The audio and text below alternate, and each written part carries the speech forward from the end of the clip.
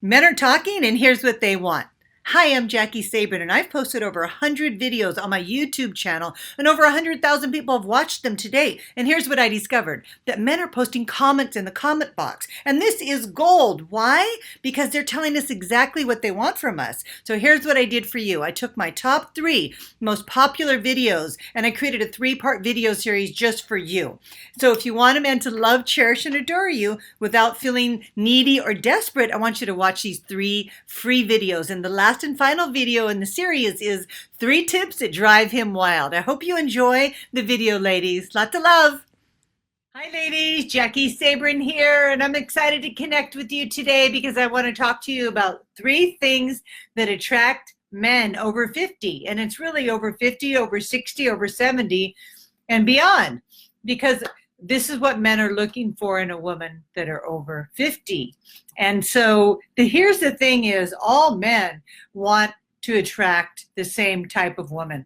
All the men, when I read through the statistics, it all shows the same thing. All men want a fun, honest woman that they can have a good time with. So that's easy, right? You're a fun, honest woman that they can have a good time with. So you've already solved half of the problem. And so, but there's specifically different qualities that men are looking for as they age, and I want to share those with you today. And so one of the things that really stood out when I looked at the statistics and what I hear from the men that I know, and also from the women that I'm coaching, is that men are really looking for a relationship over 50, over 60, and over 70. They really are. They're more relationship minded.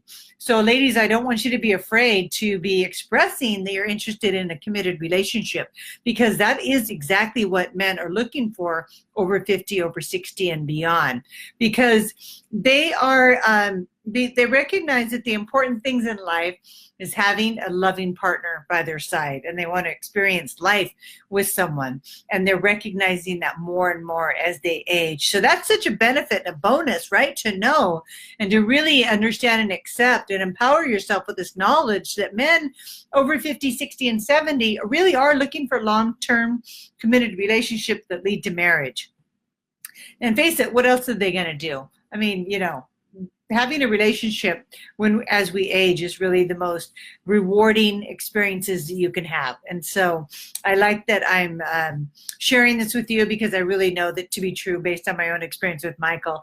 All right, so men are looking for relationships over 50. In fact, they are more interested in that than just dating for fun. And so a loving partner is a priority to men over 50, 60, and 70.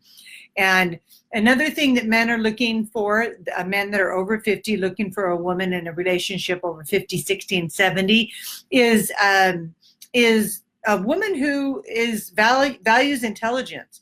And so men are looking for intelligent women. So emotional intelligence and intellectual intelligence. So emotional intelligence is your ability to have great communication skills, your ability to hold a conversation without getting triggered, your ability to bring more wisdom to every situation, because that is such a benefit to him, benefiting from your wisdom, your intuition, and your knowledge, your life knowledge, and your life experience is actually what he's looking for. Not that you're younger, that you have all this life experience and you know how to apply it. That's what emotional intelligence is: having compassion, having empathy, having good listening skills, being present, and being open-minded. That's another thing that men are looking for over 50, 60, and 70 in a woman, is a woman who's open-minded. Because what happens is, over time, and this is something I want to dig into a little bit more, being open-minded. As we age, we tend to get, generally speaking, of course, we tend to get more closed-minded. We tend to get rigid in our thinking. And in doing that, we limit ourselves. We limit not only what's possible, but we limit ourselves from learning something new. And so you want to always keep an open mind. Sometimes when we feel like we know it all, or we know a topic that somebody's sharing with us, like especially on dates, then we shut that person down because we're not really open to hearing anything new. And so life is all about learning and growing and evolving and expanding. And so men over 50, 60, and 70 are really looking for a woman who is open to exploring possibility, is open to looking at life in a different angle, who sees the value in learning and growth. And so that's what men are looking for. Of course, it goes across the board to say that men are looking for a woman who has a sense of humor.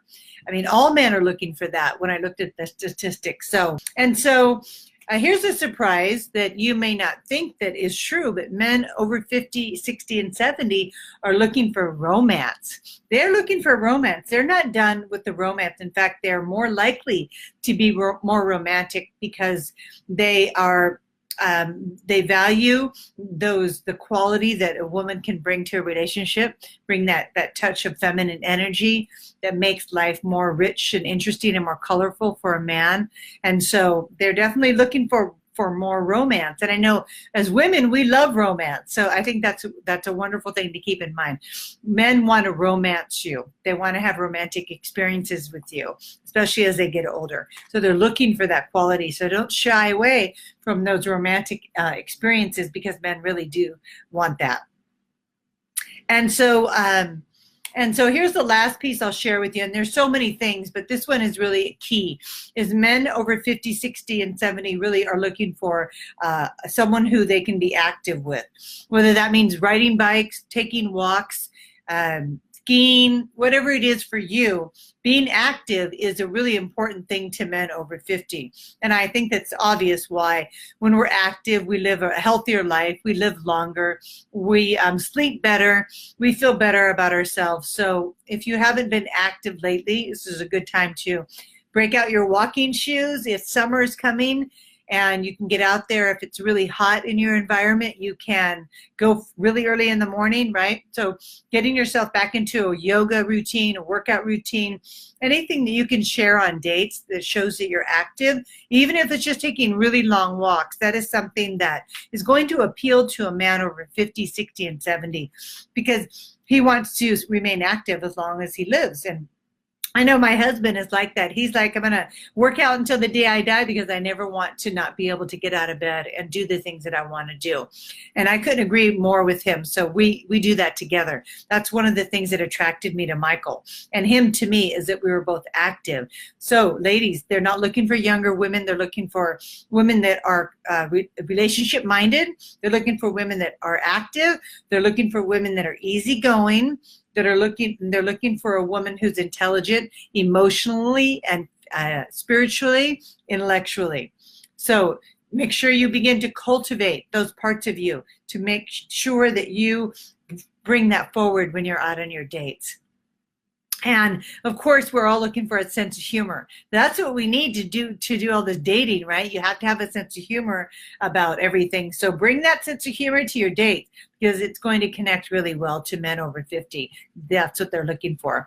And I don't know about you, but it's good to share a good laugh with somebody, especially when you're on a date. So if you can come up with some jokes, or don't forget to be playful and witty and have that fun, playful banter, not taking things so seriously, not taking things personally, that's for sure, and questioning things when you don't understand something shows emotional intelligence. It doesn't show that you don't understand something. It shows that you acknowledge that you're curious and you want to be clear about something that was shared to you, so you're not afraid to ask questions, especially when you don't understand something or don't know something. I think it's really attractive when you are when you don't know something and you're not afraid to admit it. When you're like, gosh, I'm not familiar with that. Tell me all about it. Instead of faking it and going, yeah, sure, I know about that, when you really don't. So bring that vulnerability forward, and it really connects. I mean, I'd rather say I really don't know about that, I've never heard about it. I'd love to hear more about it than to pretend that I do, because you don't have to do that. Just let that go. Okay, so I want to answer a question that was sent in earlier before I conclude this our talk here. How do you know if he's the right man you should commit to if most things are good, but then you question other things that aren't matching up to your core wants and needs? And so I would need to know what those other things are. But I really recommend that you look at what your core wants and needs are more closely. Sometimes the things that we want and need, we haven't examined them in a while, and our needs and wants change over time. And I would really look at more about what your needs are. What are the needs? Because the wants, a lot of those things you can fulfill in yourself. Maybe you want to travel to different places, and maybe he doesn't. So maybe you can go, well, are you okay with me going on trips with my girlfriends? And if he's okay with that, you guys can work that out. So, but maybe that's a deal breaker for you. Maybe you want to travel with your partner, so that would be a need. So really getting clear about making the distinction between wants and needs is going to help you to take the confusion out of whether or not this man is real place in your life.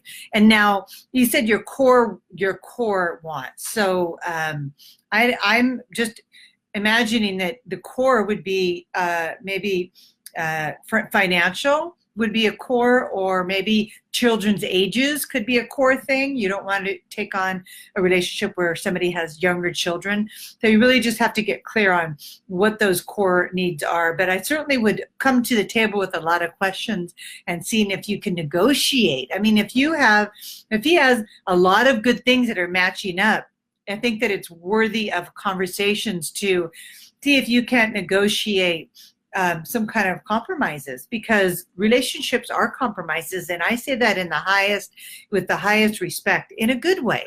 I compromise my time. I compromise where we eat, what we're going to watch on TV, where we're going to go on vacation, because my core needs are to be with Michael, to be with a man who loves and adores me, to be with a man who supports me, to be with a man who accepts me and treats me well. Those are the things that are the most important to me.